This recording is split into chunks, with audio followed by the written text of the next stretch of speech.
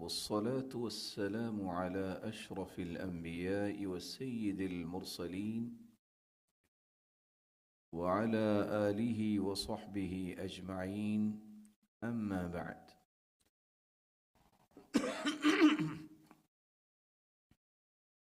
فأعوذ بالله من الشيطان الرجيم. يا أيها الذين آمنوا قوا أنفسكم وأهليكم نارا.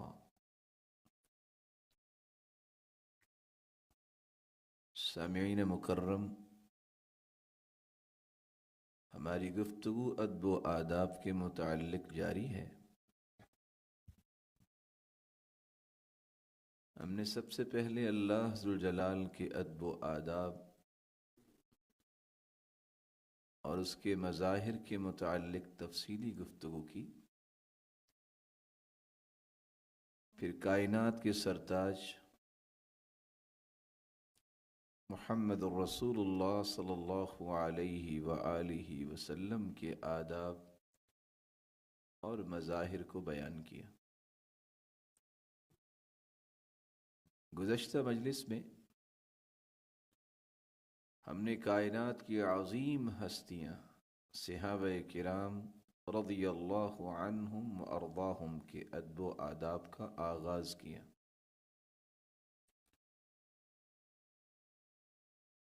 جس میں ہم نے جہاں صحابی کی تعریف بیان کی، وہاں ان عظیم ہستیوں کے دو آداب بھی بیان کیے۔ ہم نے اس بات کو دلائل کے ساتھ پیش کیا کہ صحابہ کرام کا ادب یہ ہے کہ ان کے مقام و مرتبے کا اعتراف کیا جائے۔ صحابہ کرام کا دوسرا ادب یہ ہے کہ ان عظیم ہستیوں کے ساتھ دل کی اتھا گہرائیوں سے محبت کی جائے۔ آج کی اس مجلس میں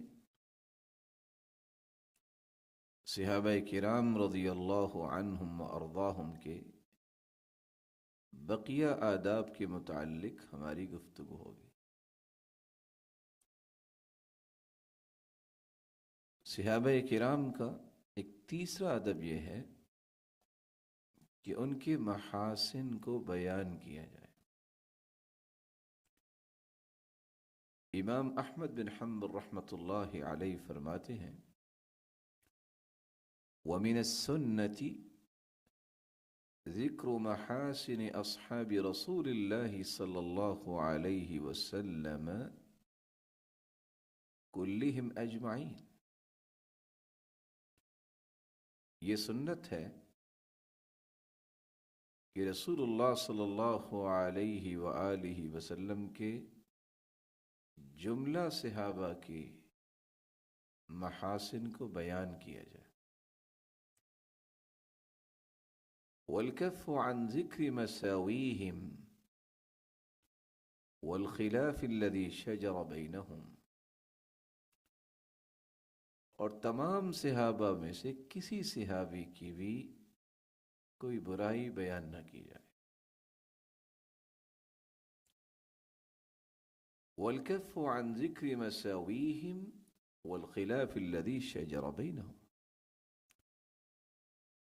اور جملہ صحابہ کے نقص کو بیان کرنا اور جملہ صحابہ میں سے کسی ایک صحابی کا نقص بیان کرنا یا ان کے آپس میں کوئی ایسا مسئلہ تھا اس کو بھڑکانا، یہ جائز نہیں۔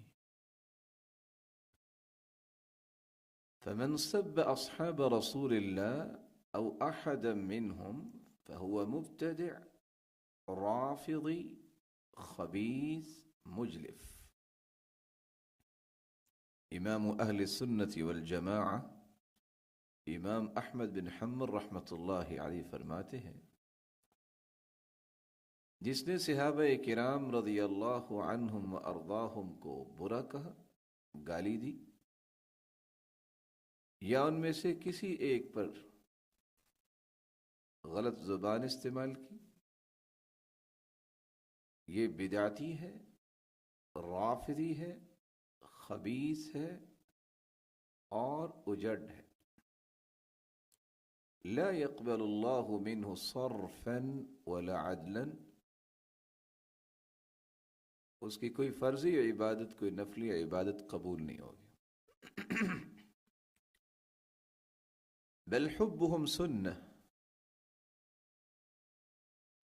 بلکہ صحابہ کرام کے متعلق یہ جاننا چاہیے ان سے محبت کرنا سنت ہے۔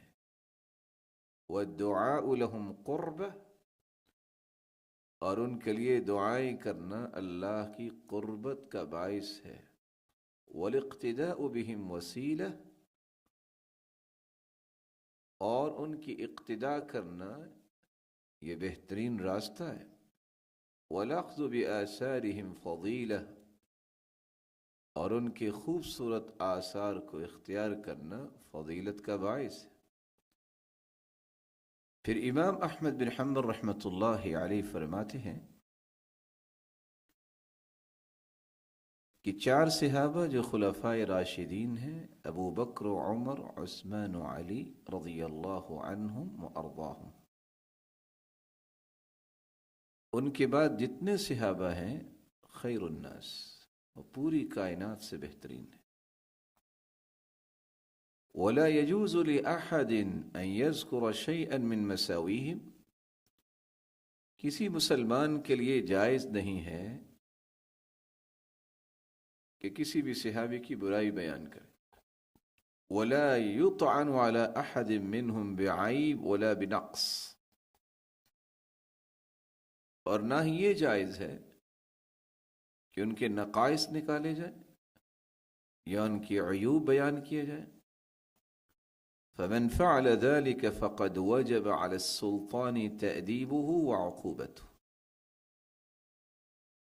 اور جو ایسا کرتا ہے بادشاہ وقت کی ذمہ داری ہے کہ اسے سزا بھی دے اور اسے ادب بھی سکھائے۔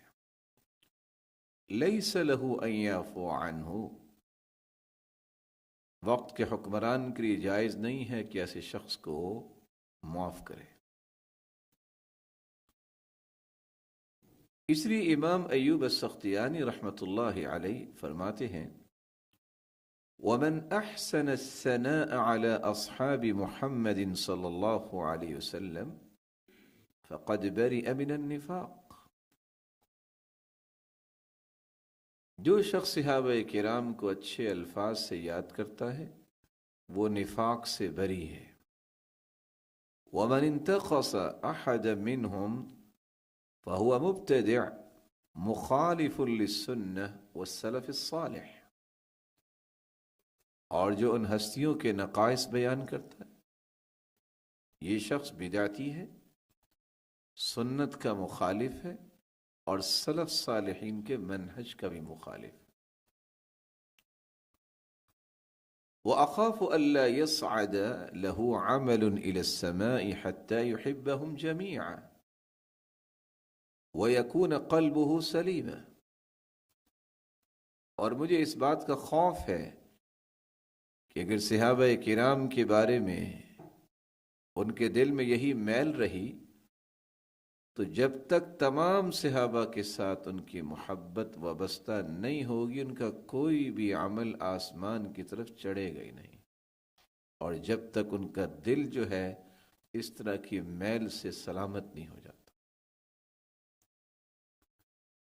عوام ابن حوشب کہا کرتے تھے اذکروا محاسن اصحاب محمد صلی اللہ علیہ وسلم تأتلف القلوب علیہم، صحابہ کرام کے محاسن کو بیان کیا کرو، اس سے دلوں میں محبت پیدا ہوگی۔ ولا تذکروا مساویہم تحرش الناس علیہم، اور ان کے نقائص کو نہ بیان کرو کہ تم لوگوں کو ابھارو ان کے خلاف۔ امام ابن ابی داود اس لیے کہا کرتے تھے وَقُلْ خَيْرَ قَوْلٍ فِي الصَّحَابَةِ كُلِّهِمْ وَلَا تَكُ طَعَّانًا تُعِيبُ وَتَجْرَحُ، فقد نطق الوحي المبين بفضلهم وفي الفتح آي للصحابة تمدح وقل خير قول في الصحابة كلهم. تمام صحابہ کرام کے متعلق اچھی بات کہو. ولا تک طعانا تعیب وتجرح، لعن طعن کرنے والا نہ بن، لعن طعن کرنے والے نہ بنو کہ تم عیب گوئی کرو یا جرح پہ شروع ہو جاؤ، نقد کرنا شروع ہو جاؤ صحابہ کرام کی شخصیات پر. فقد نطق الوحی المبین بفضلہم، اللہ تعالیٰ نے جو قرآن اتارا ہے واضح وحی نے ان کی فضیلت کو بیان کیا ہے. وفی الفتح آی للصحابۃ تمدح، اور سورۃ الفتح میں اللہ تعالیٰ نے آیات کو اتارا ہے جو ان ہستیوں کی مدح بیان کرتی، تعریف بیان کرتی.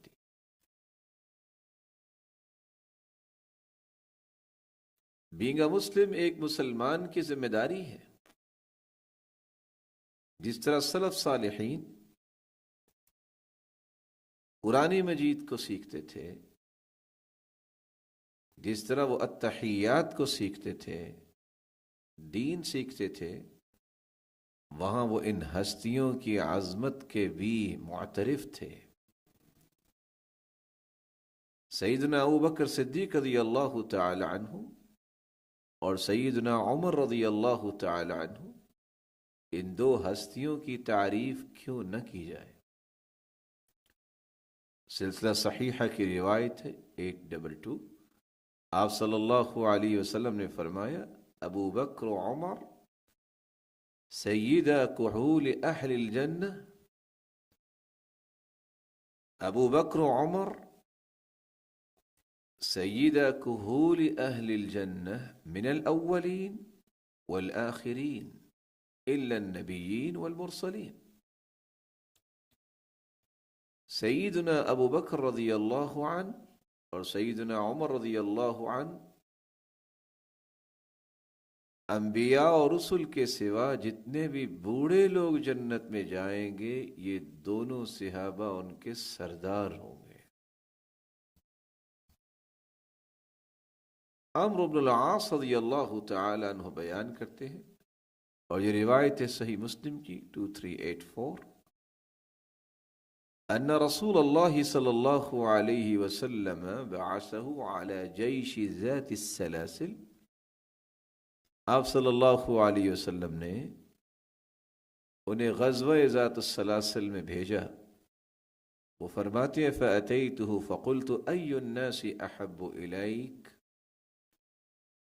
میں آپ کی خدمت میں حاضر ہوا اور میں نے سوال کیا کہ سب سے محبوب ہستی آپ کے نزدیک کون ہے؟ قال عائشہ، عائشہ رضی اللہ تعالی عنہ. قلت من الرجال، مردوں میں سے. قال ابوها، سیدہ عائشہ رضی اللہ تعالی عنہ کے والد.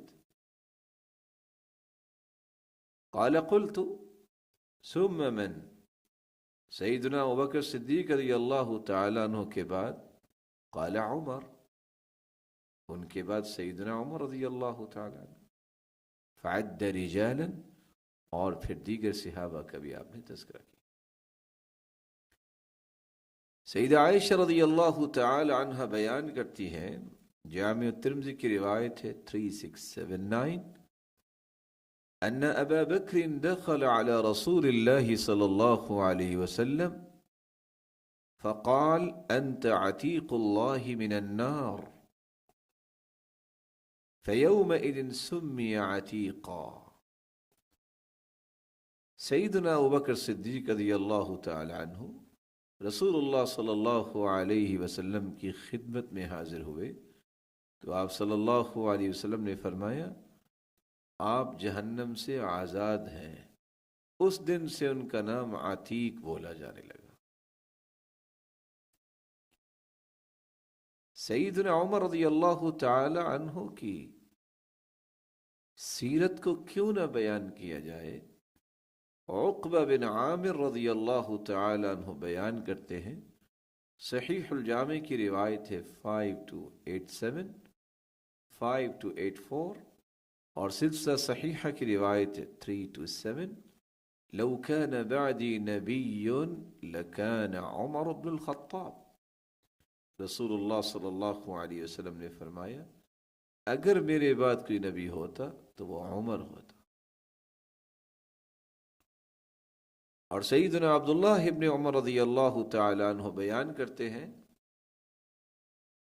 صحیح الجامع کی روایت 4209، ان اللہ جعل الحق على لسان عمر وقلبه۔ اللہ عز و جلال نے سیدنا عمر رضی اللہ تعالی عنہ کی زبان اور دل پر حق کو جاری کر دیا۔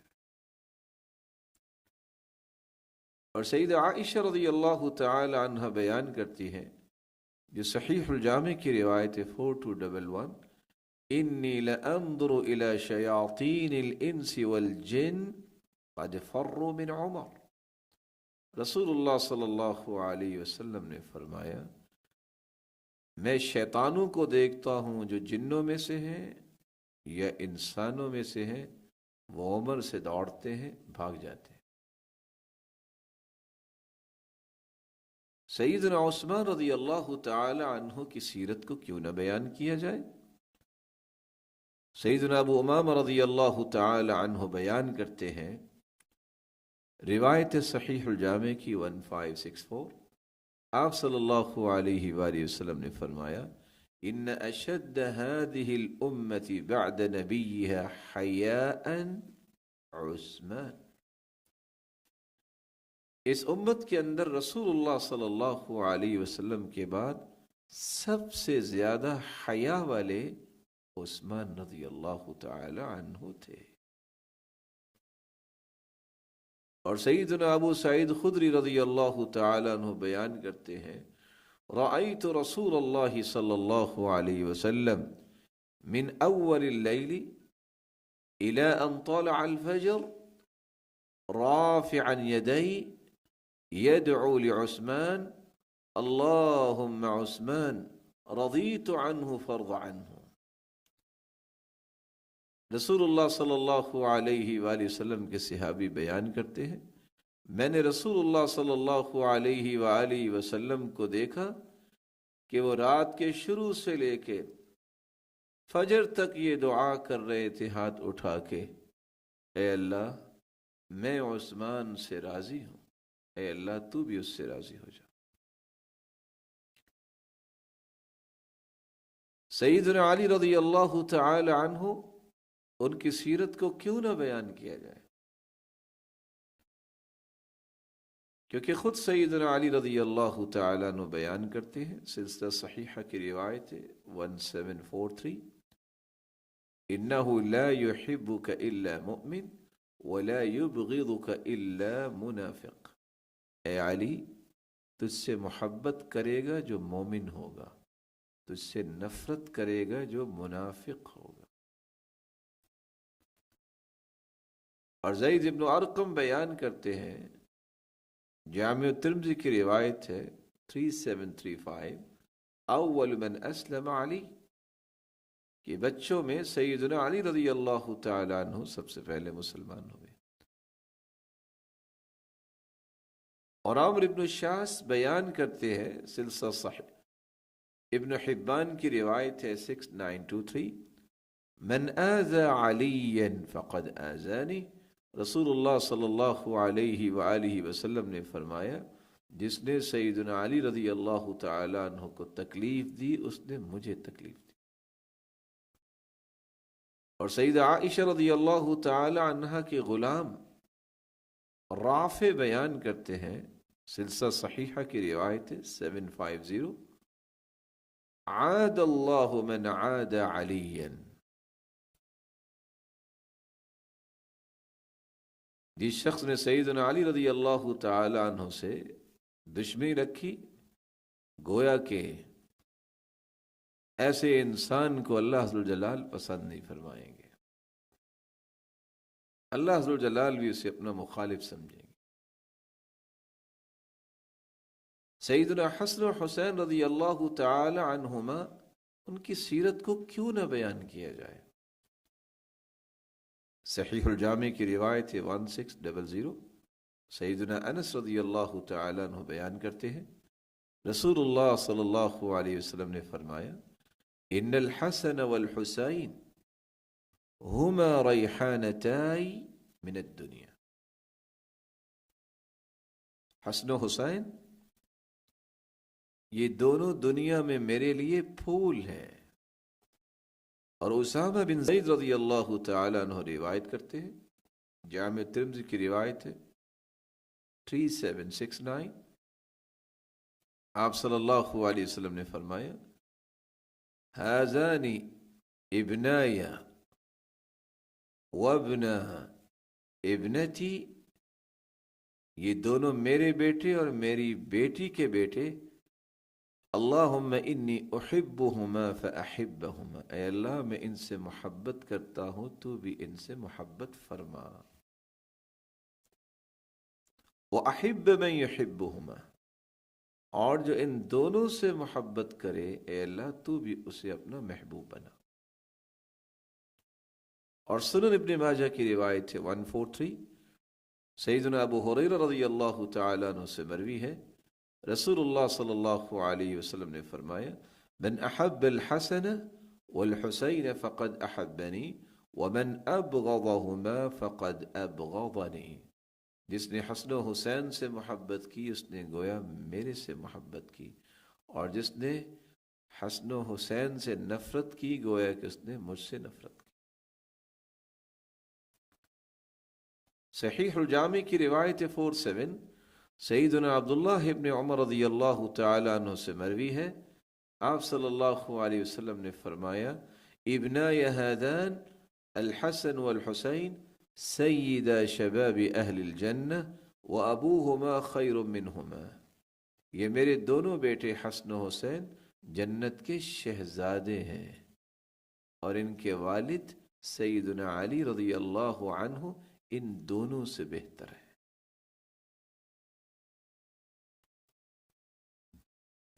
سیدنا معاویہ رضی اللہ تعالی عنہ کی سیرت کو کیوں نہ بیان کیا جائے؟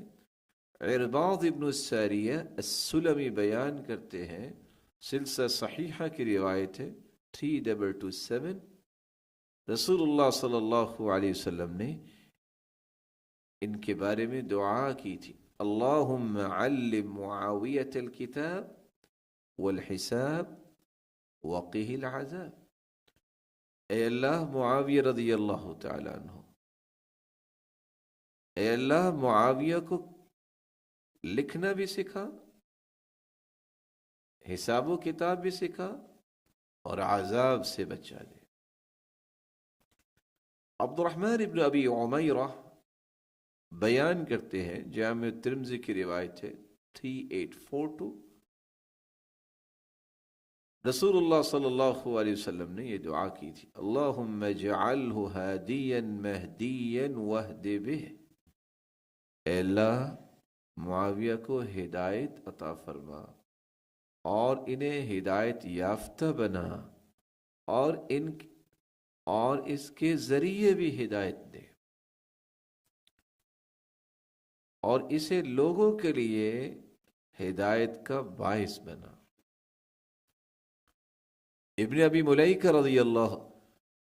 ملیکہ بیان کرتے ہیں، صحیح بخاری کی روایت 3553، اوتر معاویہ رضی اللہ تعالی عنہ بعد العشاء برکعہ، سیدنا معاویہ رضی اللہ تعالی عنہ نے عشاء کے بعد ایک وتر پڑھا، وعنده مولى لابن عباس رضی اللہ عنہما فأتى ابن عباس، ان کے پاس سیدنا عبداللہ ابن عباس رضی اللہ تعالی عنہما ان کا غلام تھا، وہ غلام آیا سیدنا عبداللہ ابن عباس کے پاس، وقال هل لك في امیر المؤمنین معاویہ فإنه ما اوتر الا بواحدہ،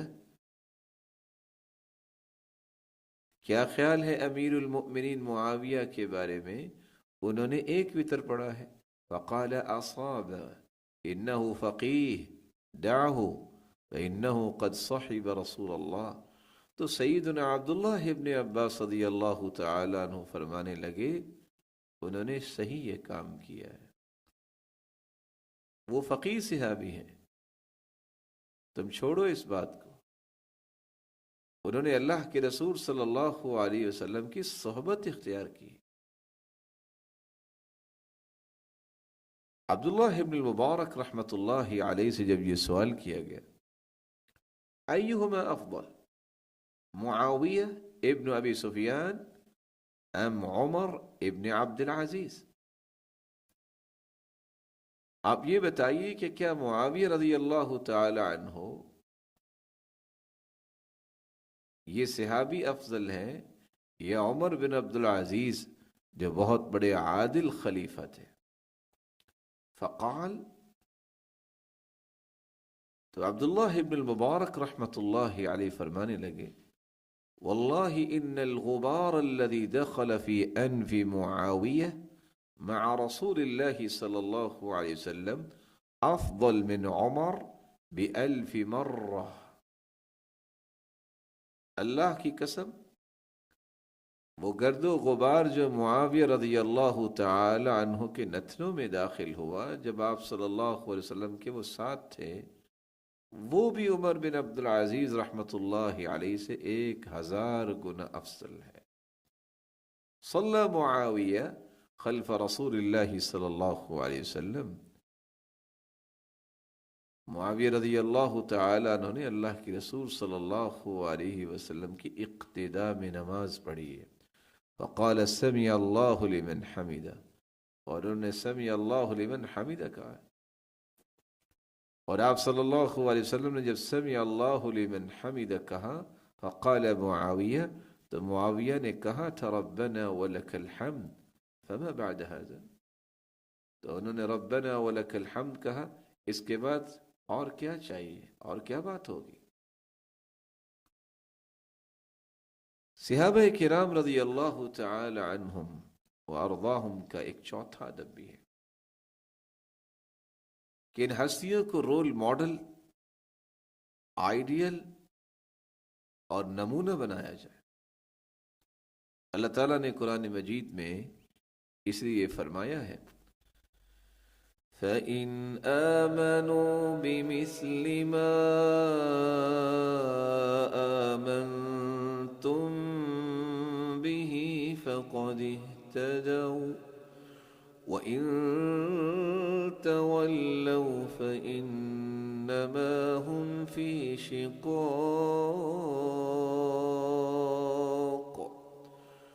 فَسَيَكْفِيكَهُمُ اللَّهُ وَهُوَ السَّمِيعُ الْعَلِيمُ.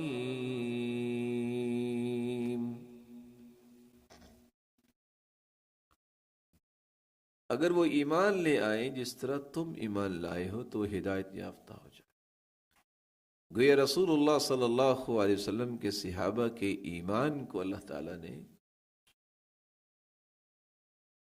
دیگر لوگوں کے لیے ان کے ایمان کے لیے مقیاس اور میزان اور ترازو بنا دیا، پیمانہ بنا دیا. جب تک ان جیسا ایمان نہیں ہوگا تو میں ہدایت یافتہ نہیں ہو سکتا. اور سیدنا عبداللہ ابن عمر رضی اللہ تعالی عنہ اس لیے فرمایا کرتے تھے من کان مستنا فلیستن بمن قد مات، جس نے طریقہ اختیار کرنا ہے تو وہ ان ہستیوں کا طریقہ اختیار کرے اولئک اصحاب محمد جو رسول اللہ صلی اللہ علیہ وسلم کے ساتھی اور صحابی تھے. كانوا هم خیر هذه الامہ، وہ اس امت کے سب سے بہترین لوگ تھے. ابرها قلوبا، اس امت کے سب سے نیک دل انسان تھے. واعمقها علما، اور اس امت میں سب سے گہرے علم والے تھے. واقلها تکلفا، اور امت میں سب سے زیادہ تکلفات سے بچنے والے تھے. قوم اختارهم اللہ لصحبت نبیہ ونقل دینہ، یہ ایسی قوم تھی جس کو اللہ ذوالجلال نے اپنے پیغمبر کی صحبت کے لیے چنا تھا کہ وہ اللہ کے رسول صلی اللہ علیہ وسلم کے دین کو دنیا تک منتقل کریں گے۔ فتشبہوا باخلاقہم وطرائقہم فہم اصحاب محمد صلی اللہ علیہ وسلم كانوا علی الہدى المستقیم واللہ رب الکعبہ۔ اس لیے کسی نے اگر اختیار کرنا ہے تو ان صحابہ کے اخلاق کی مشابہت اختیار کرے، انہی کے طریقوں کے مطابق اپنے طریقے بنائے، کیونکہ وہ اللہ کے رسول صلی اللہ علیہ وسلم کے صحابہ ہیں، اور رب کعبہ کی قسم ہے وہ صراط مستقیم پر قائم تھے۔ اور آپ صلی اللہ علیہ وسلم نے یہ فرمایا تھا، صحیح الجامع کی روایت 2510 2511 اور سلسلہ صحیحہ کی روایت 1230، انی لا ادری ما قدر بقائی فیکم فاقتدوا بالذین من بعدی ابی بکر وعمر وتمسكوا بهدي عمار وما حدثكم ابن مسعود فصدقوا۔ رسول اللہ صلی اللہ علیہ وسلم نے فرمایا، میں نہیں جانتا کہ میری زندگی کتنی باقی ہے، میرے بعد ان دو لوگوں کی اقتداء کرنا، ابو بکر و عمر کی، اور عمار رضی اللہ تعالی عنہ، ان کے طریقے کو اختیار کرنا، کس طرح انہوں نے صبر کیا، ٹالریٹ کیا۔ وَمَا حَدَّثَكُمْ ابن مسعود فصدقوا، اور عبداللہ ابن مسعود رضی اللہ تعالی عنہ جو تمہیں بیان کر دیں اس کی تصدیق کرنا۔ حذیفہ رضی اللہ تعالی عنہ بیان کرتے ہیں، صحیح الجامع کی روایت ہے 1143 اور سلسلہ صحیحہ کی بھی روایت ہے 1233، آپ صلی اللہ علیہ وسلم نے فرمایا، اقتدوا بالذین من بعد ابی بکر وعمر واہتدوا بہدی عمار وما حدثکم ابن مسعود فاقبلوا۔ میرے بعد ان دو ہستیوں کی اقتداء کرنا، ابو بکر و عمر، اور عمار رضی اللہ تعالیٰ عنہ کے طریقے کو اختیار کرنا، اور عبداللہ ابن مسعود رضی اللہ تعالیٰ عنہ جو چیز بیان کر دے اسے قبول کر لینا۔ حذیفہ رضی اللہ تعالی عنہ کی ایک تیسری روایت ہے جو صحیح الجامع کی ہے 1144 اور سلسلہ صحیح ہے 1233، رسول اللہ صلی اللہ علیہ وسلم نے یہ بھی فرمایا، اقتدوا بالذین من بعدی من اصحاب ابی بکر وعمر واہتدوا بہدی عمار وتمسکوا بعہد ابن مسعود۔ میرے صحابہ میں سے میرے بعد ان دو کی اقتداء کرنا، ابو بکر عمر، اور عمار کے طریقے کو اختیار کرنا، اور عبداللہ ابن مسعود ان کے طریقے کو لازم پکڑنا۔ اور سیدنا عبداللہ ابن مسعود رضی اللہ تعالی عنہ خود بیان کرتے ہیں، سلسلہ صحیحہ کی روایت 1425، رضیت لامتی ما رضی لها ابن ام عبد۔ اللہ کے رسول صلی اللہ علیہ وسلم نے فرمایا، اے اللہ میں اپنی امت کے لیے راضی ہو گیا جس چیز سے عبداللہ ابن مسعود راضی ہو گیا۔ تو صحابہ کرام رضی اللہ عنہم ارضاہم کا یہ چوتھا ادب ہے کہ رول ماڈل بنایا جائے، آئیڈیل بنایا جائے تو ان ہستیوں کو بنایا جائے۔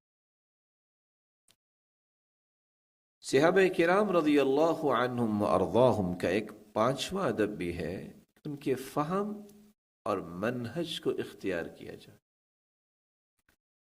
قرآن مجید میں اللہ ذوالجلال فرماتے ہیں، وَمَن يُشَاقِقِ الرَّسُولَ مِن بعد ما تبين له الهدى ويتبع غير سبيل المؤمنين نوله ما تولى ونصله جهنم وساءت مصيرا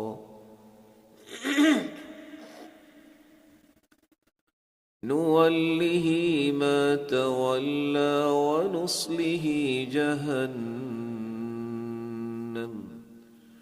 وساءت مصيرا. جو ہدایت آ جانے کے بعد بھی رسول اللہ صلی اللہ علیہ وسلم کی مخالفت کرتا ہے اور مومنوں کے راستے سے اعراض کرتا ہے، دوسرے راستے کو اختیار کرتا ہے، تو اللہ ذوالجلال فرماتے ہیں جہاں وہ پھرے گا ہم بھی اسے پھیر دیں گے اور جہنم میں داخل کریں گے جو بہت برا ٹھکانہ ہے. اور جامع ترمذی کی روایت ہے 2641، سیدنا عبداللہ ابن عمر رضی اللہ تعالیٰ عنہ بیان کرتے ہیں رسول اللہ صلی اللہ علیہ وسلم نے فرمایا ان بنی اسرائیل تفرقت على 72 ملہ، بنی اسرائیل کے لوگ 72 فرقوں میں تقسیم ہوئے. وتفترق امتی على 73 ملہ، اور میری امت کی 73 ملتیں ہوں گی.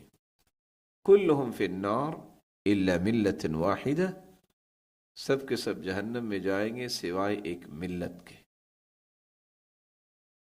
جب سوال کیا گیا رسول اللہ صلی اللہ علیہ وسلم سے کہ وہ کون ہوں گے تو آپ نے فرمایا ما انا علیہ واصحابی، جو میرے اور میرے صحابہ کے طریقے پر قائم ہوں گے.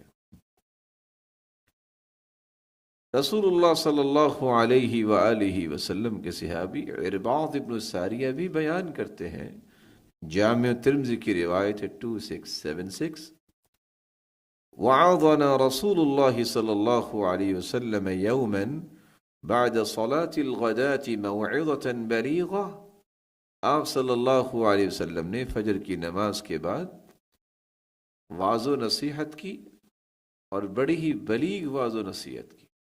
ذرفت منها العیون ووجلت منها القلوب، آنکھیں بھی بہہ پڑی اور دل بھی خوف زدہ ہوئے. فقال رجل ان هذه موعظة مودع فماذا تعهد إلينا یا رسول اللہ، یہ تو کوئی الوداعی نصیحتیں ہو رہی ہیں، آپ ہمیں کیا حکم دیتے ہیں؟ قال اوصیکم بتقوى اللہ والسمع والطاعة وَإِنْ عَبْدٌ حَبَشِي، اگر کوئی کالا غلام بھی آپ کا حکمران بن جائے تو میں تمہیں وصیت کرتا ہوں تم سب سے پہلے اللہ سے ڈرنا اور سمع و طاعت کرنا، اپنے حکمران کی بات سننا اور پھر اطاعت بھی کرنا. فَإِنَّهُ مَنْ يَعِشْ مِنْكُمْ يَرَى اخْتِلَافًا كَثِيرًا، تم میں سے جس کی زندگی لمبی ہوگی وہ اختلافات دیکھے گا. وَإِيَّاكُمْ وَمُحْدَثَاتِ الْأُمُورِ، دین میں نئی نئی چیزوں سے اپنے آپ کو بچا لینا اور بچ جانا. فَإِنَّهَا ضَلَالَةٌ، کیونکہ دین میں نئی چیز گمراہی ہے.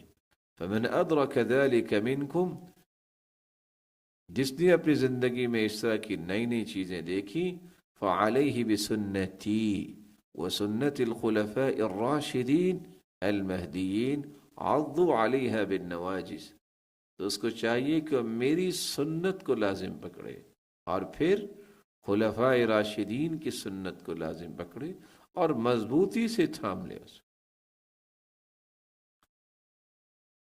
حذیفہ رضی اللہ تعالی عنہ بیان کرتے ہیں اتقوا اللہ معشر القراء، اہل قرآن اللہ سے ڈر جاؤ. وخذوا طریق من کان قبلکم، اور تم سے پہلے جو لوگ تھے ان کے راستے کو اختیار کرو. واللہ لئن استقمتم لقد سبقتم سبقا بعیدا، وَلَئِن تَرَكْتُمُوهُ يَمِينًا وَشِمَالًا لَقَدْ ضَلَلْتُمْ ضَلَالًا بَعِيدًا أَوْ قَالَ مُبِينًا۔ اگر تم نے استقامت اختیار کی تو تم سبقت لے جاؤ گے، لیکن اگر تم نے دائیں بائیں اپنے آپ کو مائل کیا تو یاد رکھنا تم گمراہ ہو جاؤ گے، واضح گمراہی یا دور کی گمراہی میں پڑ جاؤ۔ امام شافعی رحمۃ اللہ علیہ صرف فرمایا کرتے تھے، اثنى الله تبارك وتعالى على اصحاب رسول الله صلی اللہ علیہ وسلم في القرآن والتوراة والانجیل۔ کس قدر خوش نصیبی ہے ان ہستیوں کی، صحابہ کرام کی تعریف اللہ عز و جلال نے قرآن میں بھی اتاری، تورات میں بھی اور انجیل میں بھی۔ وسیق لهم على لسان رسول الله من الفضل ما ليس لأحد بعدهم، اور آپ صلی اللہ علیہ وسلم کی زبان اقدس پہ ان کے تذکرے اللہ عز و جلال نے جاری کیے، ان کی فضیلتیں بیان ہوئی جو اور کسی کو نصیب نہیں ہوئی۔ فرحمهم اللہ، اللہ نے ان پہ رحمت کو نازل کیا۔ وَهَنَّأَهُمْ بِمَا آتَاهُمْ مِنْ ذَلِكَ بِبُلُوغِ أَعْلَى مَنَازِلِ الصِّدِّقِينَ وَالشُّهَدَاءِ وَالصَّالِحِينَ، اور اللہ عز و جلال نے انہیں مبارکباد پیش کی، اور اللہ عز و جلال نے انہیں مبارکباد کے مستحق قرار دیا، کیونکہ اللہ عز و جلال نے ان میں سے صدیقین، شہداء اور صالحین پیدا کی،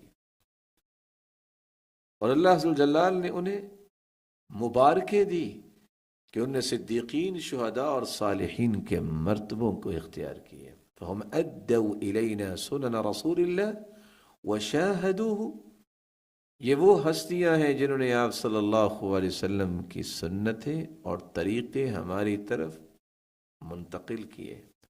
وشاہدوہ، اور انہوں نے آپ صلی اللہ علیہ وسلم کا دیدار کیا۔ والوحی ینزل علیہ، اس وقت جب وحی کا نزول ہو رہا تھا۔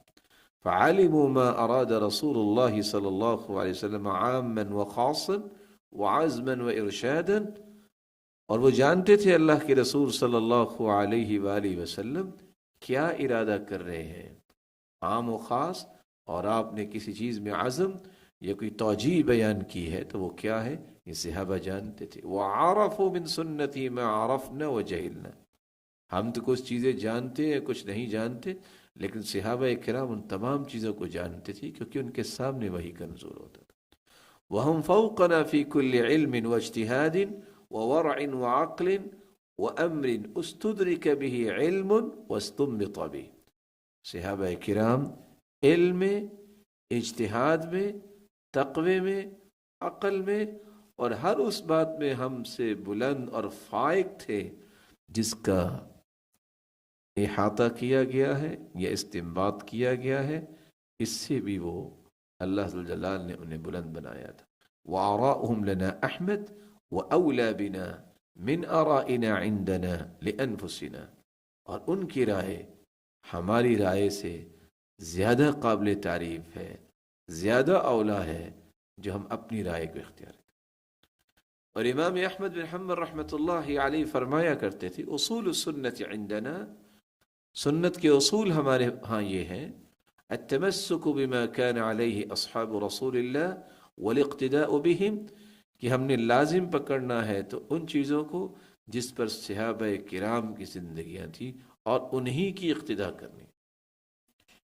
امام اوزاعی رحمۃ اللہ علیہ فرمایا کرتے تھے، العلم ما جاء عن اصحاب محمد صلی اللہ علیہ وسلم وما لم يجئ عن واحد منهم فليس بعلم، علم وہی ہے جس کو صحابہ کرام نے بیان کیا ہے، جو صحابہ کرام کے ذریعے سے بات نہیں آئی وہ علم نہیں ہو سکتا۔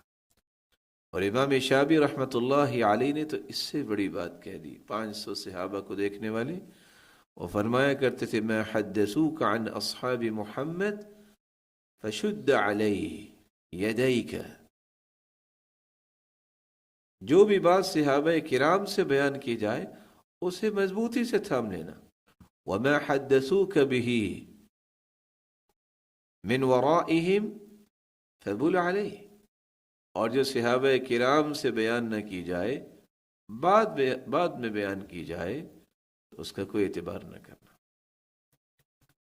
اور امام ابن القیم رحمۃ اللہ علیہ اس لیے فرمایا کرتے تھے، العلم قال اللہ قال رسولہ قال الصحابة هم أولو العرفان ما العلم نصبك للخلاف سفاهة بين الرسول وبين رأي فلان۔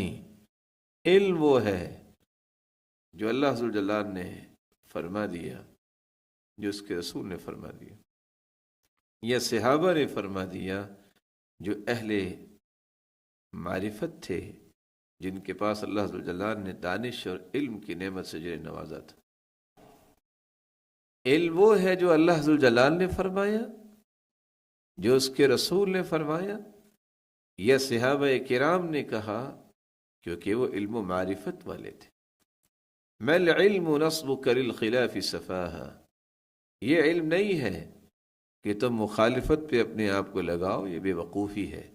بین الرسول و بین رأی فلان، ایک طرف اللہ کے رسول کی رائے ہو، دوسری طرف فلاں کی رائے ہو، اور اسی بات میں لگے رہنا، یہ بے وقوفی ہے۔ اصل علم وہ ہے جو اللہ اور اس کے رسول نے بیان کیا اور صحابہ کرام نے سمجھا اور ہم تک منتقل کیا۔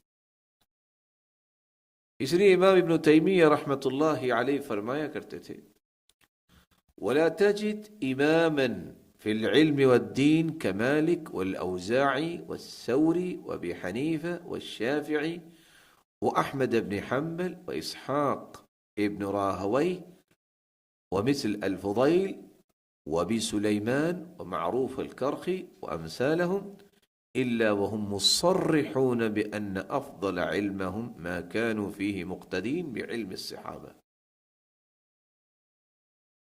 وهم مصرحون بأن أفضل علمهم وهم مصرحون بأن أفضل علمهم ما كانوا فيه مقتدين بعلم الصحابة، وأفضل عملهم ما كانوا فيه مقتدين بعمل الصحابة، وهم يرون الصحابة فوقهم في جميع أبواب الفضائل والمناقب۔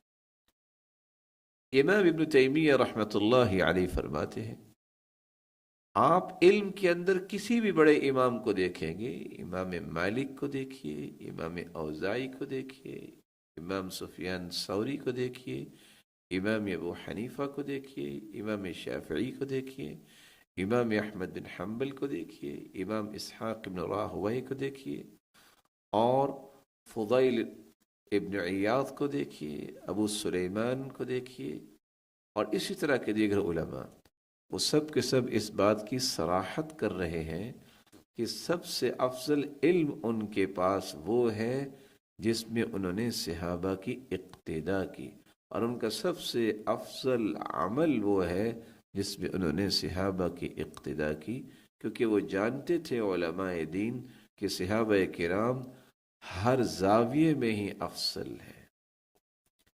اور امام ابن القیم رحمۃ اللہ علیہ فرمایا کرتے تھے، ان اہل السنت والحدیث المشتغلین بعلم الرسول صلی اللہ علیہ وسلم وعلم بطانته من اصحابه هم اعلم الناس بهذا الموروث۔ اہل السنہ اور اہل الحدیث جو رسول اللہ صلی اللہ علیہ وسلم کے علم کے ساتھ اپنے آپ کو مشغول رکھتے ہیں اور صحابہ کرام کے علم کے ساتھ اپنے آپ کو جوڑے رکھتے ہیں، ہم اعلم الناس بهذا الموروث، وہ ہے اس علمی وراثت کو سب سے زیادہ جاننے والے۔ فتكون احوالهم في الديانة علما وفهما وعملا واعتقادا لها ثقلها واعتبارها في فهم مراد الله ورسوله، ولهذا كان الأخذ بالفتاوى الصحابة والآثار السلفية أولى من آراء المتأخرين وفتاويهم۔ تو وہ لوگ جو رسول اللہ صلی اللہ علیہ وسلم کے علم و معرفت، جو صحابہ کرام رضی اللہ عنہم و ارضاہم کے علم و معرفت المدرکات کو لے کر چلتے ہیں، ان کے احوال دیانت داری میں سب سے خوبصورت ہے، علمی اعتبار سے، فہم کے اعتبار سے، عمل کے اعتبار سے، عقیدے کے اعتبار سے، اور انہی لوگوں کے علم اور فہم اور عمل اور عقیدے کا وزن اور ویٹیج ہے، اور انہی کا یہ اعتبار ہے کہ اللہ اور اس کے رسول صلی اللہ علیہ وسلم کے فرامین کی مراد کیا ہے۔ اسی لیے صحابہ کرام کے فتاوی کو لینا اور سلف کے آثار کو اختیار کرنا یہ اولا ہے کہ بعد والے لوگوں کی باتوں کو لیا جائے۔ وہ ہستیاں ہیں جنہوں نے ڈائریکٹ اللہ کے رسول صلی اللہ علیہ وسلم سے علم حاصل کیا تھا۔ صحابہ کرام کی شخصیات کا ایک چھٹا ادب بھی ہے، جب ان ہستیوں کا تذکرہ کیا جائے، نام لیا جائے، تو پھر الترضی عن اصحابی، تو رضی اللہ عنہ کہنا چاہیے جب ایک صحابی ہو، رضی اللہ عنہا کہنا چاہیے جب ایک صحابیہ ہو، رضی اللہ عنہما جب دو صحابہ اور دو صحابیات ہو، اور رضی اللہ عنہم جب زیادہ صحابہ ہو، اور رضی اللہ عنہن جب زیادہ صحابیات ہو۔ کیونکہ اللہ عز و جلال نے قرآن مجید میں اس بات کا تذکرہ کر دیا، لَقَدْ رَضِيَ اللَّهُ عَنِ الْمُؤْمِنِينَ إِذْ يُبَايِعُونَكَ تَحْتَ الشَّجَرَةِ فَعَلِمَ مَا فِي قُلُوبِهِمْ فَأَنزَلَ السَّكِينَةَ عَلَيْهِمْ وَأَثَابَهُمْ فَتْحًا قَرِيبًا۔ اللہ عز و جلال مومنوں سے راضی ہو گئے۔ اے میرے محبوب، جب وہ آپ کی بیعت کر رہے تھے درخت کے نیچے بیٹھے، اللہ تعالیٰ نے ان کے دلوں کی کیفیت کو جانا اور ان پر سکینت کو نازل کر دیا اور انہیں فتح یاب کر دیا۔ جن ہستیوں کے بارے میں اللہ عز و جلال کہہ رہے ہیں کہ اللہ عز و جلال راضی ہے، تو پھر کون ہے جو ان ہستیوں سے راضی نہیں ہونا چاہتا؟ ان کا خالق اور مالک تو ان سے راضی ہے۔ اور دوسری جگہ اللہ عز و جلال فرماتے ہیں السابقون الأولون من المهاجرين والأنصار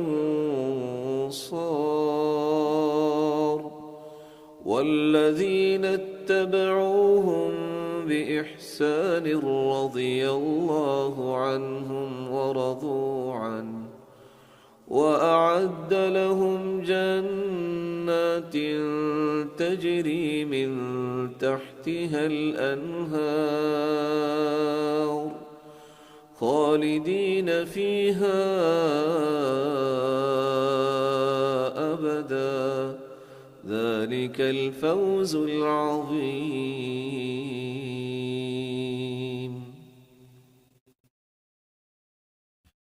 پہل سبقت دے جانے والے مہاجرین میں سے اور انصار میں سے، اور جنہوں نے احسانی کیفیت کے ساتھ ان کی پیروی کی، ان کے بعد آئے، اللہ ان سے راضی ہے اور وہ اللہ سے راضی ہے۔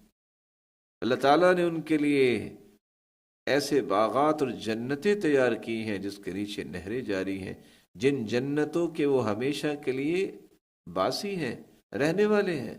ذالک الفوز العظیم، اور یہ بہت بڑی کامیابی۔ اس لیے امام ابن تیمیہ رحمۃ اللہ علیہ فرمایا کرتے تھے فَكُلُّ مَنْ أَخْبَرَ اللَّهُ عَنْهُ أَنَّهُ رَضِيَ عَنْهُ فَإِنَّهُ مِنْ أَهْلِ الْجَنَّةِ، ہر وہ شخص، ہر وہ ہستی جس کے بارے میں اللہ عز و جلال نے خبر دے دی کہ اللہ عز و جلال اس سے راضی ہے، وہ جنتی ہے۔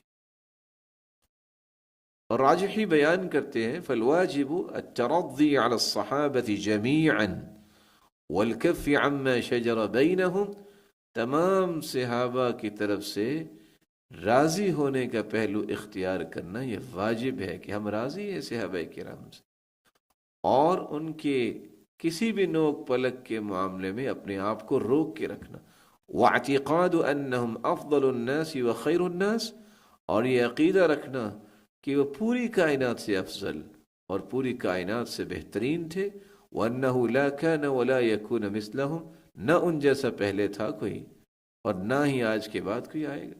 وَأَنَّ لَهُم مِّنَ الْحَسَنَاتِ مَا يُغَطِّي مَا صَدَرَ مِنْهُم مِّنَ الْحَفَوَاتِ، اور اللہ ذوالجلال نے اتنے اعمال اچھے ان سے کروائے کہ اگر کوئی نوک پلک ہے تو اللہ ذوالجلال نے ان کی نیکیوں کو اس قدر خوبصورت بنایا اور غالب کیا کہ ان کا تذکرہ ہی ختم ہو گیا۔ صحابہ کرام کے ایک ساتواں ادب بھی ہے کہ ان کو برا نہ کہا جائے، ان کو گالی نہ دی جائے، کیونکہ ان ہستیوں کو گالی دینا یہ بدعتیوں کا کام ہے۔ امام احمد بن حنبل رحمۃ اللہ علیہ فرمایا کرتے تھے، اصول السنت عندنا، ہمارے ہاں سنت کے اصول یہ ہیں، ومن انتقص احدا من اصحاب رسول اللہ او ابغضه بحدث كان منه او ذکر مساویہ كان مبتدعا، کہ جس نے بھی کسی صحابی کا نقص بیان کیا یا نفرت کا اظہار کیا کسی بھی وجہ سے، یا ان کی مساوی کو، غلطیوں کا اور عیوب کا تذکرہ کیا، تو یہ بدعتی ہے۔ حتی یترحم علیہم جمیعا، جب تک وہ سب کے سب صحابہ پر ترحم نہیں کرتا، ویکون قلبہ لہم سلیما، جب تک اس کا دل سب کے بارے میں بالکل صاف نہ ہو جائے۔ ان ہستیوں کو سب و شتم کا نشانہ بنانے والا تو لعنتی شخص ہوتا ہے، کیونکہ اللہ کے رسول نے فرما دیا، صحیح الجامع کی روایت ہے 6285، من سب اصحابی فعلیہ لعنت اللہ والملائکہ والناس اجمعین، جو میرے صحابہ کو گالی دیتا ہے اس پر اللہ کی لعنت، فرشتوں کی لعنت اور پوری کائنات کی لعنت۔ صحابہ کرام کو سب و شتم کا نشانہ بنانے والا یہ تو متہم ہے۔ امام احمد بن حنبل رحمۃ اللہ علیہ فرمایا کرتے تھے، اذا رأيت رجلا يذكر اصحاب رسول اللہ بالسوء فاتهمه على الاسلام، جب تم دیکھو کہ ایک شخص صحابہ کرام کی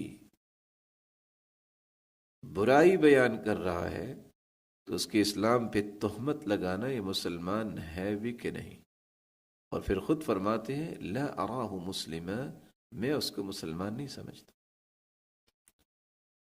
صحابہ کرام کو گالی دینا، سب و شتم کا نشانہ بنانے والا، یہ کس قدر اسلام کی نعمت سے محروم ہو سکتا ہے۔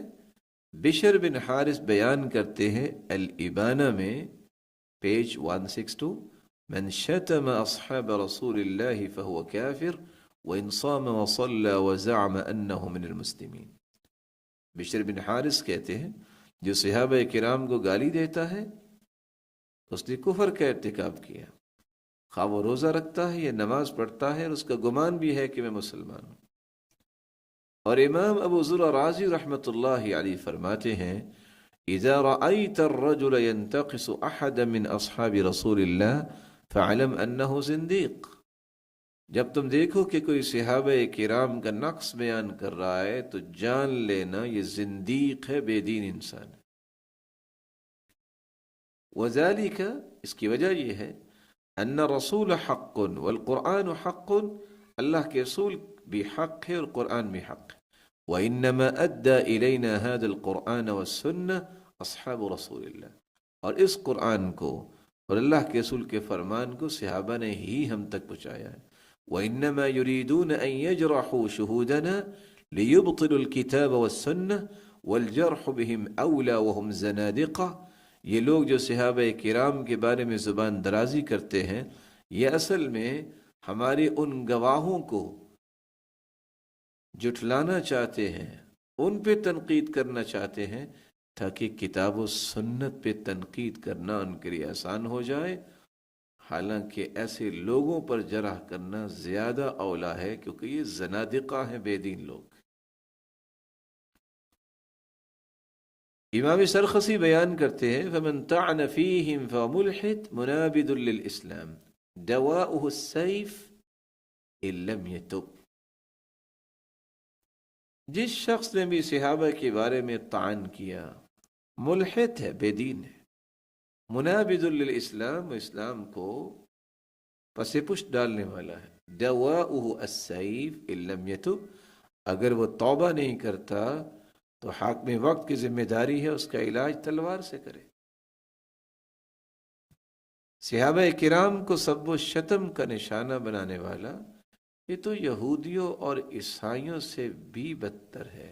محمد بن صبیح بن سماک بیان کرتے ہیں علمت ان الیہود لا یسبون اصحاب موسیٰ، میں جانتا ہوں کہ یہودی موسیٰ علیہ السلام کے ساتھیوں کو گالی نہیں دیتے. وَأَنَّ النَّصَارَى لَا يَسُبُّونَ أَصْحَابَ عِيسَى، اور عیسائی عیسیٰ علیہ السلام کے ساتھیوں کو گالی نہیں دیتے. فَمَا بَالُكَ يَا جَاهِلْ سَبَبْتَ أَصْحَابَ محمد، اے جاہل تمہیں کیا ہے کہ تم صحابہ کو جو اللہ کے رسول کے ساتھی ان کو گالی دیتے ہو. وَقَدْ عَلِمْتُ مِنْ أَيْنَ أُوتِيتَ لم يشغلك ذنبك أما لو شغلك ذنبك لخفت ربك ولقد كان في ذنبك شغل عن المسيئين فكيف لم يشغلك عن المحسنين أما لو كنت من المحسنين لما تناولت المسيئين ولرجوت لهم أرحم الراحمين. اے جہالت کا مظاہرہ کرنے والے، میں جانتا ہوں کہ تم کہاں سے یہ فکر لے کے آئے ہو. تیرے گناہوں نے تجھے مشغول نہیں کیا کہ تو توبہ کر لیتا، تمہیں اللہ کا خوف آتا، بس تیرے گناہوں کی وجہ سے تمہیں اس بات کا ہی پتہ چلا ہے کہ تم نے ایسی ہستیوں کے بارے میں زبان کھولنی ہے. اگر تم اچھے لوگوں میں سے ہوتا تو یہ نہ کرتا، اور اچھے لوگوں میں سے ہوتا تو تم کسی بھی قسم کی کمی کوتاہی کی تعویل کرتا اور کسی بھی کمی کوتاہی کو دیکھ کے کہتا کہ اللہ تو ارحم الراحمین ہے. لیکن چونکہ تو نے برائی کو ہی اختیار کیا اور برائی کی ہی باتیں کرنا پسند کی.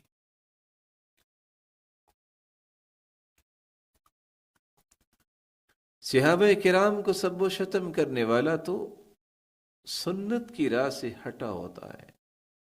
امام حمیدی عبداللہ ابن الزبیر بیان کرتے ہیں ان من السنہ الترحم علی اصحاب محمد کلہم، سنت یہ ہے کہ جملہ صحابہ پر رحم کی دعا کی جائے. فإن اللہ عز وجل قال، کیونکہ اللہ ذوالجلال نے قرآن مجید میں فرمایا ہے والذین جاءوا من بعدهم یقولون ربنا اغفر لنا ولإخواننا الذين سبقونا بالإيمان.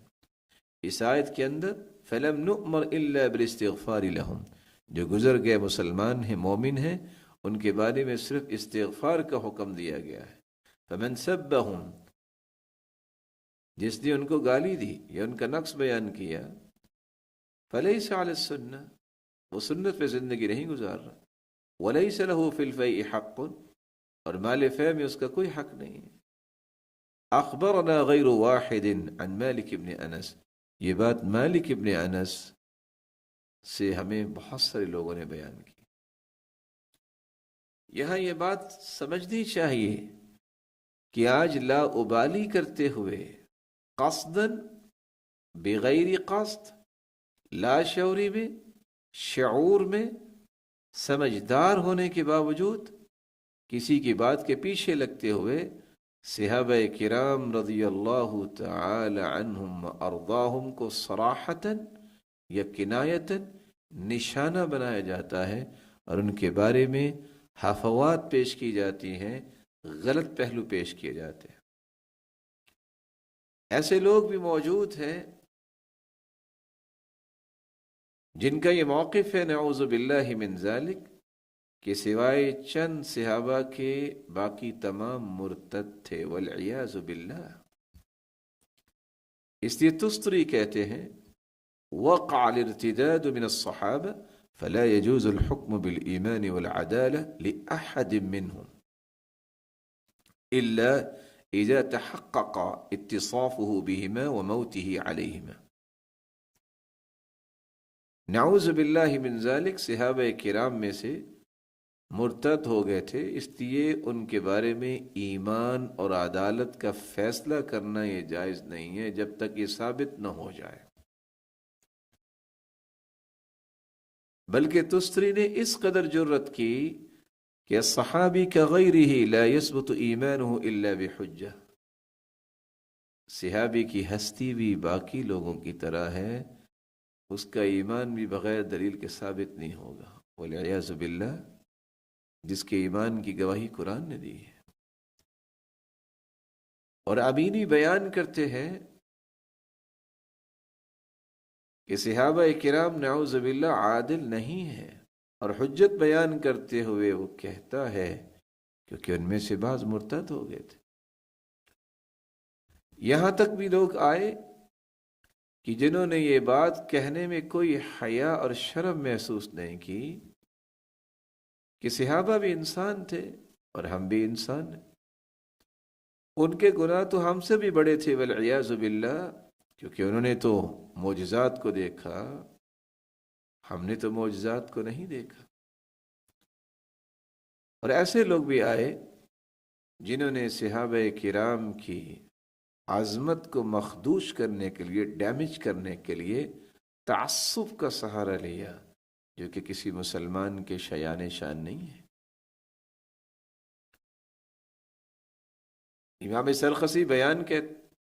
امام سرخسی کہتے ہیں کہ سیدنا ابو ہریرہ رضی اللہ تعالی عنہ کی جو روایت قیاس کے مطابق ہوگی اس پر عمل کیا جائے گا، لیکن جو قیاس کے مخالف ہوگی اسے تلقی بالقبول حاصل ہوا تو اس پر عمل ہوگا، وگرنہ قیاس صحیح شرعی طور پر سیدنا ابو ہریرہ رضی اللہ تعالیٰ عنہ کی روایت پر مقدم ہوگا۔ بعض تو ایسے بھی آئے کہ جنہوں نے سیدنا ابو ہریرہ رضی اللہ تعالی عنہ کے بارے میں طعن و تشنیع کی۔ جہمیہ جب بھی اپنے موقف کے خلاف سیدنا ابو ہریرہ رضی اللہ تعالی عنہ سے کوئی روایت سنتے ہیں تو یہ کہہ کے رد کر دیتے ہیں کہ ان کی روایت قابل حجت نہیں۔ خوارج جب بھی اپنے گمراہ کن عقائد، خروج کے خلاف، منہج کے خلاف، موقف کے خلاف سیدنا ابو ہریرہ رضی اللہ تعالی عنہ سے کوئی روایت سنتے ہیں تو حیلہ سازی کرتے ہوئے کہتے ہیں کہ سیدنا ابو ہریرہ کی ذات کو مطعون کرنا یہ ضروری ہے۔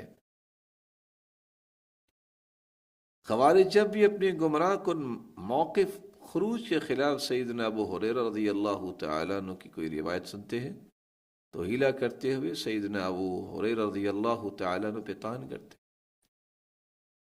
اسی طرح قدریہ جو تقدیر کا انکار کرنے والے ہیں، جب بھی اپنے موقف کے خلاف تقدیر کے اس بات پر سیدنا ابو ہریرہ سے کوئی روایت سنتے ہیں جو کہہ دیتے ہیں کہ ان کی روایت قابل قبول نہیں۔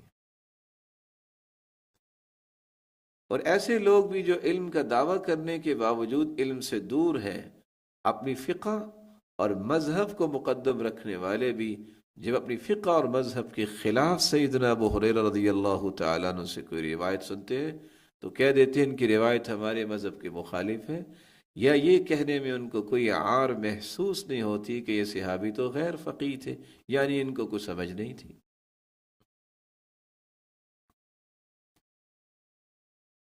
جبکہ سیدنا ابو ہریرہ رضی اللہ تعالی عنہ کی روایت ہے صحیح مسلم کی 2491، اللہ کے رسول صلی اللہ علیہ وسلم سے کہنے لگے،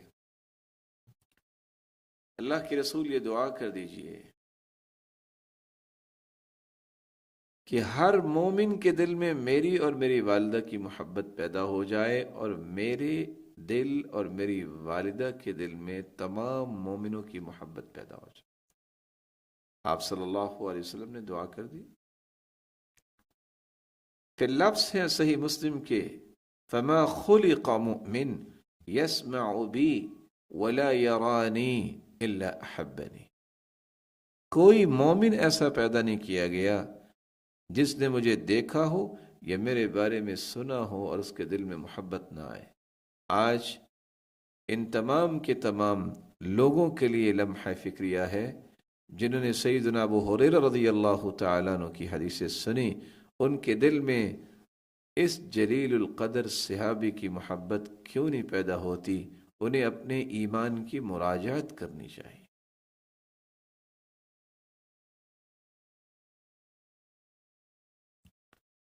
رسول اللہ صلی اللہ علیہ وآلہ وسلم کے صحابی سیدنا بلال اور سیدنا سلمان فارسی، یہ کیسے جلیل القدر صحابہ تھے؟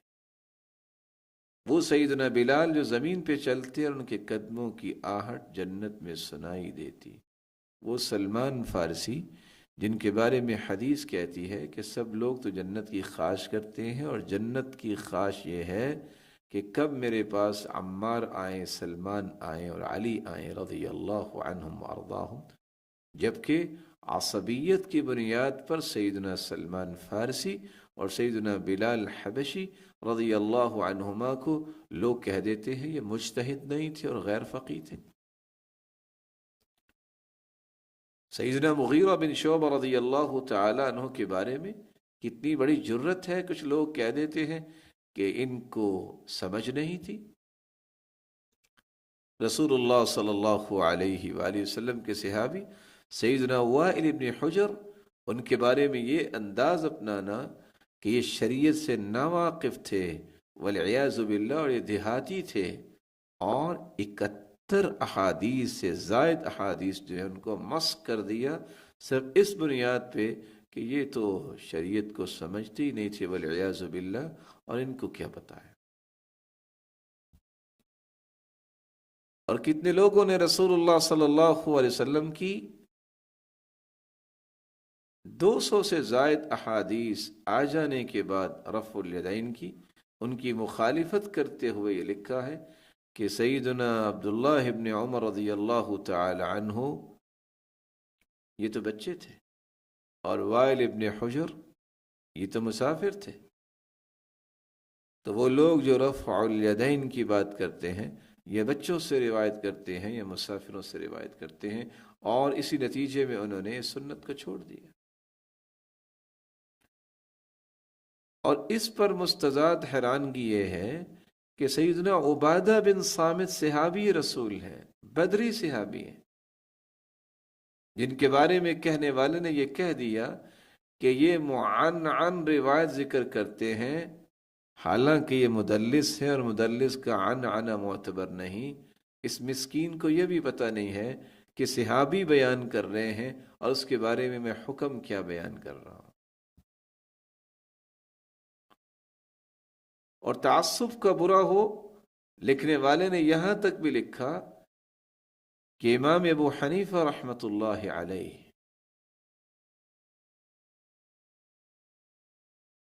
اور تعصب کا برا ہو، حماد کے بارے میں کہا کہ یہ سالم سے بھی زیادہ فقیہ تھے، اور علقمہ تو عبداللہ ابن عمر رضی اللہ تعالیٰ عنہ اپنے استاد سے بھی فقیہ تھے۔ اگرچہ عبداللہ ابن عمر صحابی ہیں، لیکن اسود ان کے پاس اور بڑی فضیلتیں۔ کیا صحابی سے کوئی تابعی بڑھ سکتا ہے؟ تعصب کا برا ہو، یہاں تک لوگوں نے لکھ دیا کہ امام ابو حنیفہ رحمۃ اللہ علیہ یہ خود اللہ کے رسول کا معجزہ ہیں قرآن کے بعد، اور پھر کہا کہ سلمان فارسی رضی اللہ تعالی عنہ اگرچہ وہ صحبت کے اعتبار سے امام ابو حنیفہ رحمۃ اللہ علیہ سے افضل ہیں، لیکن علم اور اجتہاد کے اعتبار سے اور دین کی نشر و اشاعت اور تدوین کے اعتبار سے ابو حنیفہ رحمۃ اللہ علیہ یہ صحابی سے افضل ہے۔ اور بعض نے وابصہ بن معبد، سلمہ بن محبق اور معقل بن سنان، ان صحابہ کے بارے میں لکھتے وقت معمولی سی بھی عار محسوس نہیں کی، اور یہ کہہ دیا کہ اگرچہ یہ صحابہ کو دیکھنے والے ہیں، روایت کرنے والے ہیں، لیکن ہمارے اصولوں کے مطابق یہ صحابہ نہیں ہیں، کیونکہ ان کی صحبت کو زیادہ لمبی نہیں تھی۔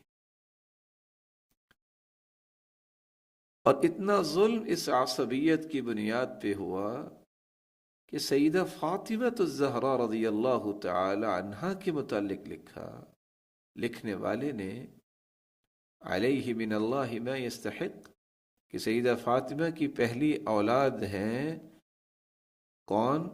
نواسہ رسول سیدنا حسن رضی اللہ تعالیٰ عنہ. یہ سیدہ فاطمہ الزہرا کی اولاد نہیں ہے والعیاذ باللہ، اور نہ ہی انہیں اصولی طور پر شرف صحابیت حاصل ہوا. ایسے لوگ بھی آئے جنہوں نے کہا کہ جو دیہات میں بسنے والے صحابہ تھے ان کی گواہی کو قبول نہیں کیا جائے.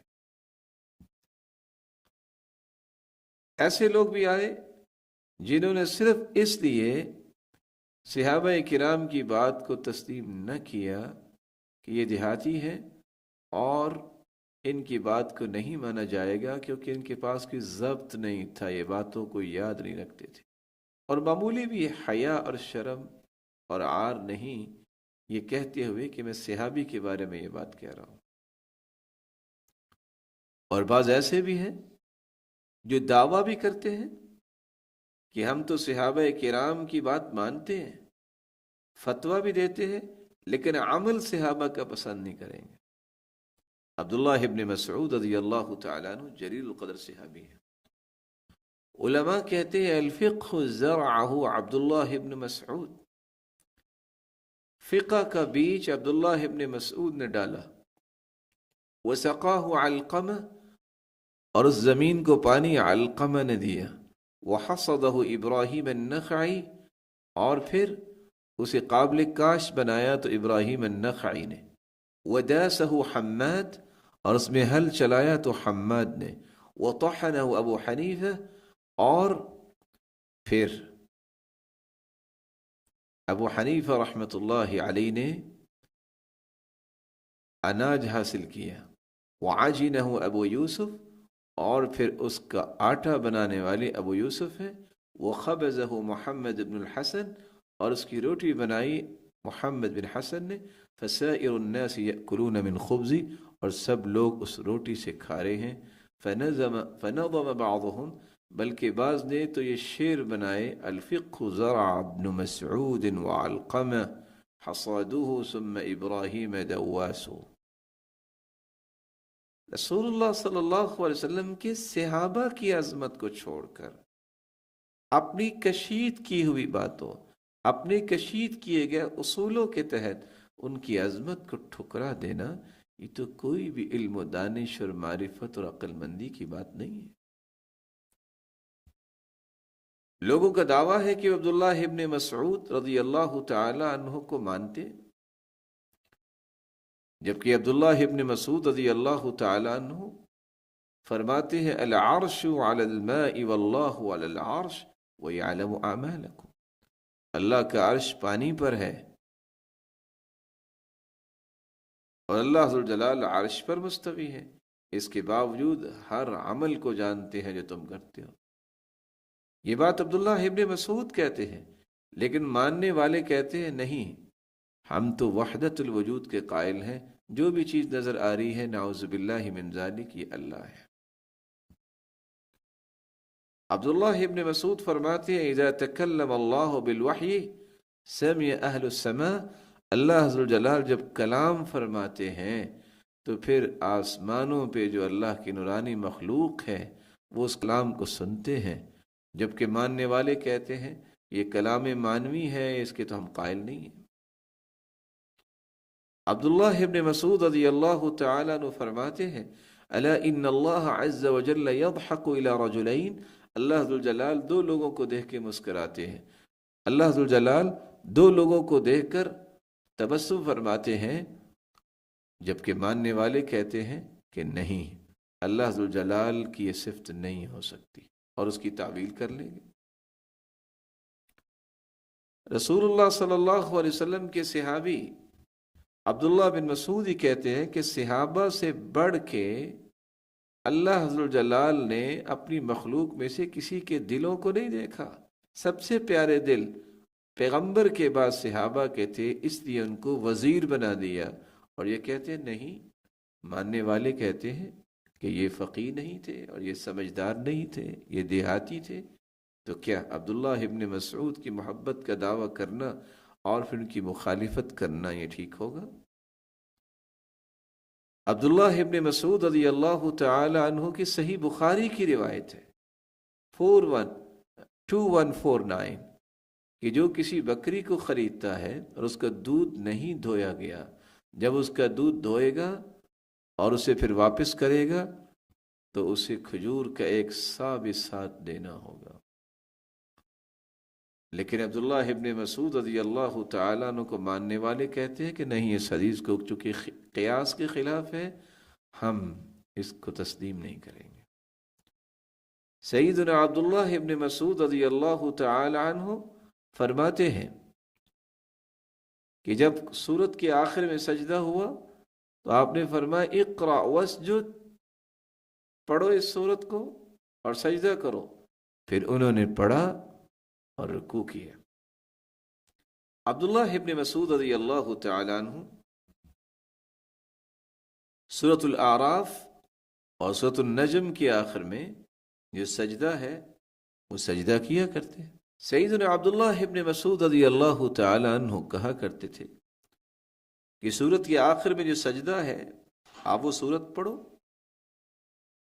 اور سجدہ کرو، یا کھڑے ہو جاؤ اور رکوع کرو، اور چاہو تو اعراف کے آخر میں اور نجم کے آخر میں اس طرح اقرأ بسم ربک الذی خلق، اس طرح کی صورتوں میں سجدہ کرو یا نہ کرو، دونوں طرح جائز ہے، جبکہ ماننے والے کہتے یہ تو واجب ہے۔ عبداللہ ابن مسعود رضی اللہ تعالی عنہ بیان کرتے ہیں کہ ایسے لوگ بھی آئیں گے، سنن نسائی کی روایت ہے، جو وقت پہ نماز نہیں پڑھیں گے۔ اگر تم ایسے لوگوں کو پالو تو تم وقت پہ نماز پڑھ لینا اور ان کے ساتھ بھی پڑھ لینا، وہ تمہارے لیے نفل بن جائیں گے۔ جبکہ ماننے والے کہتے ہیں کہ ایسے انسان کے پیچھے نفل پڑھنا جائز نہیں ہے جو فرض نماز پڑھ رہا ہے۔ سیدنا عبداللہ ابن مسعود رضی اللہ تعالی عنہ فرمایا کرتے تھے، سنن الکبریٰ کی روایت ہے، مفتاح الصلاة الطہور واحرامها التکبیر وانقضاؤها التسلیم، نماز کی چابی پاکیزگی ہے۔ نماز تکبیر سے شروع ہوگی، ہر چیز حرام ہو جائے گی، صرف نماز ہوگی، اور سلام سے ہی نماز ختم ہوگی۔ جبکہ ماننے والے کہتے ہیں کہ کوئی بھی کبریائی کا کلمہ بولا جا سکتا ہے، اللہ اکبر کوئی ضروری تو نہیں ہے۔ علقمہ بیان کرتے ہیں، میں نے عبداللہ ابن مسعود سے سوال کیا کہ کیا تم میں سے کوئی رسول اللہ صلی اللہ علیہ وآلہ وسلم کے ساتھ تھا لیلۃ الجن؟ تم نے کہا نہیں۔ یہ صحیح مسلم کی روایت 150۔ جبکہ ماننے والے کہتے ہیں کہ اس رات عبداللہ ابن مسعود ان کے ساتھ تھے۔ اب صحیح مسلم کی بات مانی جائے یا عبداللہ ابن مسعود کی بات مانی جائے یا اپنی پسند کی بات کرنے والوں کا موقف مانا جائے، تو رسول اللہ صلی اللہ علیہ وآلہ وسلم کے صحابہ، ان کی عظمت کا اعتراف، ان کے منہج کو اختیار کرنا، ان کے فہم کو مقدم کرنا، یہ ایک ادب ہے جس کو اختیار کرنے سے ہی ایمان بھی بچتا ہے، دین بھی بچتا ہے، جس سے انسان کا منہج بھی درست ہوتا ہے۔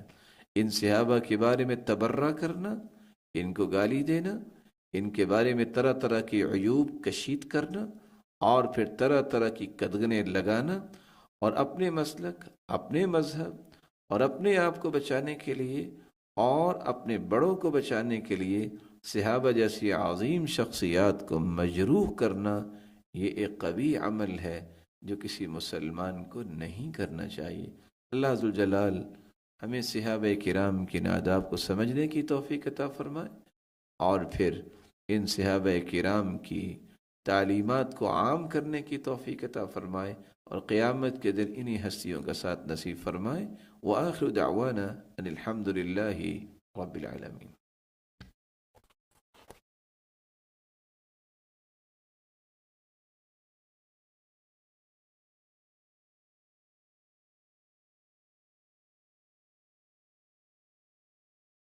سبحان ربك رب العزة عما يصفون وسلام على المرسلين والحمد لله رب العالمين.